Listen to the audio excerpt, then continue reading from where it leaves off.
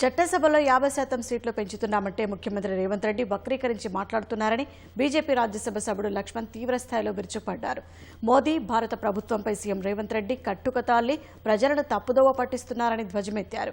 నియోజకవర్గాల పునర్విభజన అనగానే సీఎం రేవంత్ రెడ్డి జంకుతున్నారని ఎద్దేవా చేశారు. ప్రజా అవసరాలకు పెరుగుతున్న జనాభాకు అనుగుణంగా డీలిమిటేషన్ ప్రక్రియ జరుగుతుందని లక్ష్మణ్ వివరించారు. ఎస్సీ ఎస్టీలకు 131 నుంచి 190 వరకు అవకాశాలు రాబోతున్నాయని తెలిపారు. ఎందుకో ముఖ్యమంత్రి రేవంత్ రెడ్డి గారు ఈ పునర్విభజన అనగానే ఎందుకు ఇవాళ జంకుతున్నాడో అర్థం కావటం లేదు.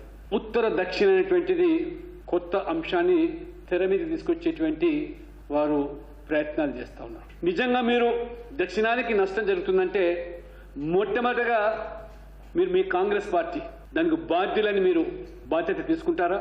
పెరిగే సీట్లకు అనుగుణంగా 33% మహిళలకు, అదే రకంగా ఆ ప్రాతిపదికన ఎస్సీ ఎస్టీలు కూడా అసెంబ్లీలోను లోక్సభలోనూ కూడా పార్లమెంట్లో వాళ్ళ సీట్లు పెరిగే అవకాశం ఉంది.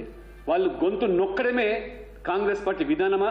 రేవంత్ రెడ్డి గారు ఎస్సీ ఎస్టీలు ఎదగకుండా మహిళలు చట్టసభలో రాకుండా పన్నే పన్నాగంలో భాగమా అని చెప్పి సూటిగా ప్రశ్నిస్తా ఉన్నాం.